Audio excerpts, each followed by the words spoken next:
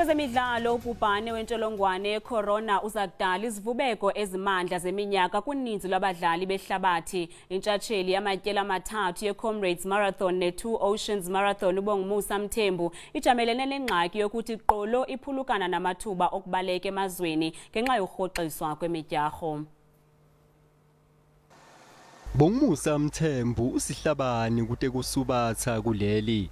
Mthembu loneminyaka lengama-36 lo watalelwa eBhulwa KwaZulu-Natal wadakhela ligama nga-2005 ngesikhathi anqoba imarathon yaseMaritzburg. Emva kwaloko wabese ungenela imijaho lemikhulu. Buka njenga-2014 wanqoba kwekucala ngqa iComrades Marathon.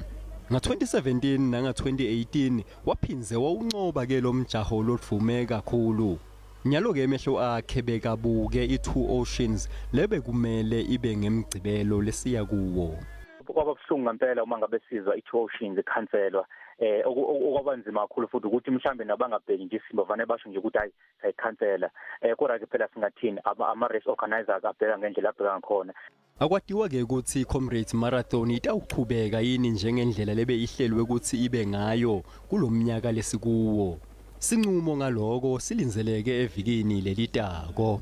Into engiqinisa idolo ukuthi abaxhasi bami team yami ngiyona labantwana abaxhasi enginabo ingakho ngisakwazi nokulekelela kakhulukazi umndeni wami nami ngikwazi ukuzigcina ngokwengqondo nangokomzimba ukuze ngikwazi ukuthi mangabe isimo silunga ngesemini right ngale kwaloko bhuti wami ngiyethemba kaNkulunkulu ukuthi lokhu kuzodlula. Kwanyalo Mthembu nalabanye basubathi batilolonga ekhaya njengobe tinvo tonke timensi mhlaba wonke.